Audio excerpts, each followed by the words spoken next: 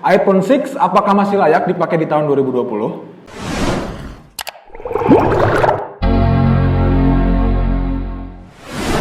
Oke, kita bahas ya. iPhone 6 itu kalau menurut aku udah nggak worth it lagi dipakai di tahun 2020.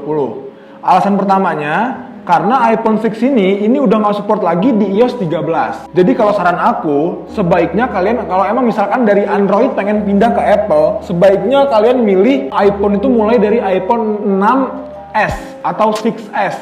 6s, 6s Plus atau 7 atau 7 Plus itu masih worth it. Soalnya dia masih support di iOS 13. iPhone 6 dengan iPhone 6s itu bedanya ada di 3D Touch. Kalau memang misalkan kalian mau nyari iPhone apa sih yang worth it di tahun 2020, itu kalau menurut aku mulai dari iPhone 6s. Perbandingannya itu beda banget di 3D Touch-nya. Kalau iPhone 6s itu dia udah support 3D Touch, tapi kalau iPhone 6 itu belum support 3D Touch. Oke, aku sembari ngerokok nggak apa-apa ya. Kita santai lagi ya, sans lagi ya. Selanjutnya lagi, kalau kalian pengen lebih beda lagi dari segi tampilan, dari segi semuanya, itu di iPhone 7 sih. Kalau iPhone 6 itu kalau misalkan 6, 6s, 6s Plus itu kalau misalkan ditekan nih buttonnya itu masih kayak ngedelep gitu loh. Ditekan kayak ngedelep. Tapi kalau iPhone 7 itu kalau ditekan dia udah nggak ada ngedelepnya lagi. Tapi kalau misalkan emang keadaannya mati, bahkan ditekan-tekan pun dia nggak ada.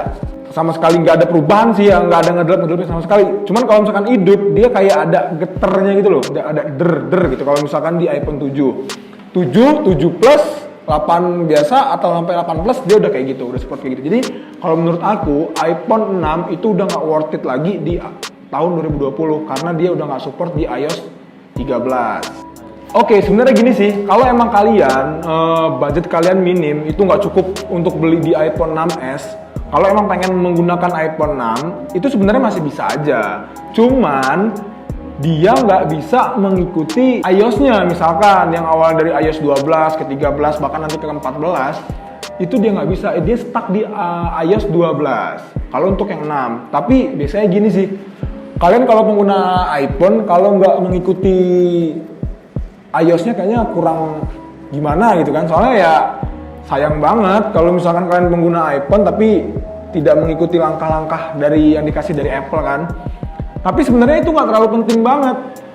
Banyak di tahun 2020 masih orang-orang masih pengguna iPhone 6. Sebenarnya dia masih bisa digunain, cuman dia nggak bisa mengikuti iOS-nya aja, udah nggak support lagi di iOS 13 kayak gitu. Tapi kalau emang misalkan kalian tetap pengen menggunakan iPhone di tahun 2020, saran aku sih di iPhone 6s. Sebenarnya perbandingan harganya nggak terlalu jauh sih. Kisaran paling perbedaannya di angka 500.000. Misalkan iPhone 6 2 juta, iPhone 6s mungkin 25 bahkan 26 gitu sih. Jadi nggak terlalu beda jauh ya. Jadi kalau saran aku sih lebih baik tabung dulu, tahan dulu sebentar. Nanti kalau udah uangnya udah pas, sebaiknya lebih baik beli iPhone 6s supaya tidak nyesel.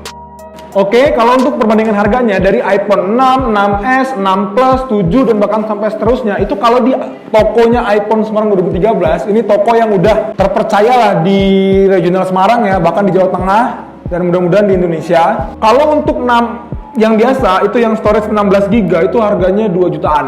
Tapi kalau yang untuk 6s itu di angka 2.500.000. Jadi kalau menurut aku itu perbandingannya nggak terlalu jauh. Sebaiknya kalian nabung dulu untuk sampai di 2,5 juta untuk beli iPhone 6s.